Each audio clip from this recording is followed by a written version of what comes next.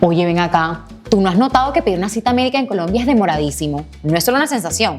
La Superintendencia de Salud recibe miles de reclamos todo el tiempo por demoras y problemas para conseguir citas, sobre todo con especialistas. Y últimamente esas quejas han llegado a cifras históricas. O sea, cuando mucha gente se queja de lo mismo, ya no es mala suerte. Ahí hay un problema más grande. Pero ven y te explico por qué conseguir una cita médica en el país es tan demorado.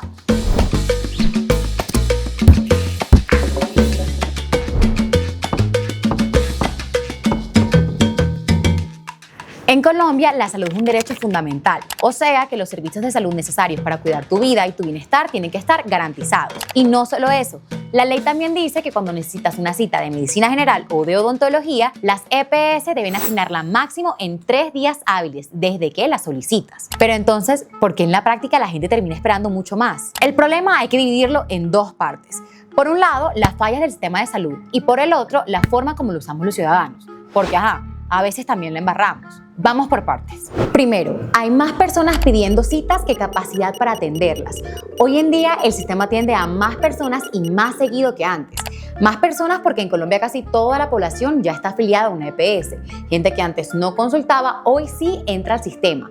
Implementamos un modelo de salud universal que alcanzó una cobertura del 99% y nos volvimos víctimas de nuestro propio éxito. Y más seguido porque la población está envejeciendo y eso trae más controles, más enfermedades crónicas, más medicamentos y por supuesto más citas, sobre todo con especialistas.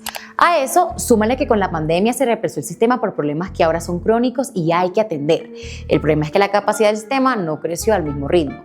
En especial, no hay suficientes especialistas para atender a esa demanda. ¿Y por qué no? Porque formarlos no es rápido y no están repartidas de forma pareja en el país. En muchas regiones ni siquiera hay. El resultado, mucha gente pidiendo citas y pocas agendas disponibles. Pero ojo, el problema no es solo de médicos. Abrir más citas no es solo sentar a un doctor en una silla.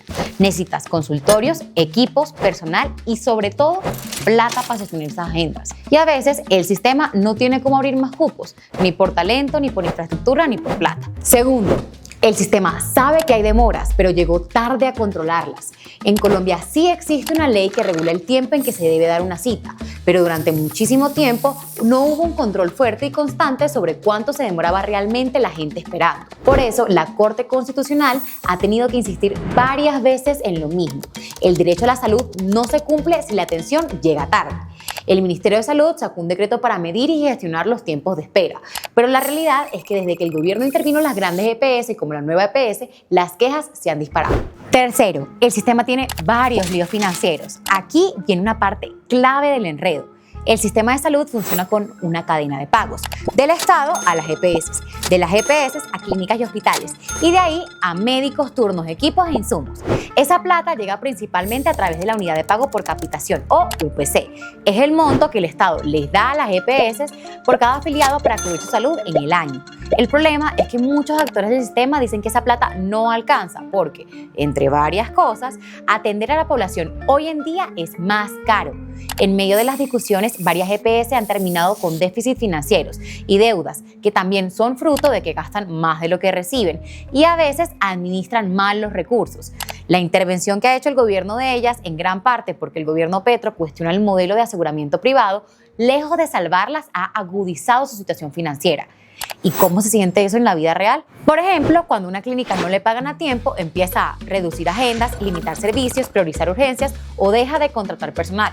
No es porque quieran atender menos, es porque no hay plata para sostener la atención. Bueno, esos son los problemas del sistema. ¿Y nosotros en qué fallamos?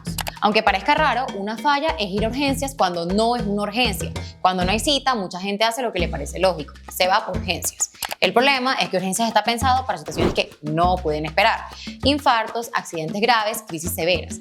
Cuando llegan casos que no son urgentes, las salas se llenan, el personal se satura y los casos realmente graves tienen que esperar más. Es como usar un carril de ambulancias para ir al trabajo. Resuelve un problema individual hoy, pero empeora el tráfico para todos mañana. Y otro fallo importante es que muchas citas se pierden. ¿Para qué? Pero esto pasa mucho más de lo que uno cree. Personas que piden cita no pueden ir y no cancelan. En 2017, la Red Pública de Bogotá reportó un 8,7% de inasistencia a las 6 millones y pico de citas asignadas. Algunos gremios piensan que ese índice de inasistencia puede llegar hasta el 20%. Ese cupo no se reasigna y esas citas se pierden. Mientras tanto, hay otra persona esperando desde hace semanas. Multiplica eso por miles de citas al mes y el problema se agranda solo. Así que no, conseguir una cita no es solo cuestión de insistir más o tener suerte. Ahora ya sabes cómo es la vuelta. Las demoras son el resultado de cómo está diseñado el sistema, cómo se mueve la plata, cuántos médicos hay disponibles y qué decisiones han tomado todos los actores involucrados.